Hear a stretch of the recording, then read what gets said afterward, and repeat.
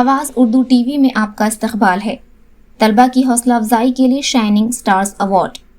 ریاستی قانون اور اقلیتی بہبود کے وزیر NMD فاروق نے کہا کہ ریاستی حکومت نے 10ویں کلاس اور انٹرمیڈیٹ میں شاندار صلاحیتوں کا مظاہرہ کرنے والے ہونہار طلبہ کے لیے شائننگ سٹارز ایوارڈ کا اعلان کیا ہے۔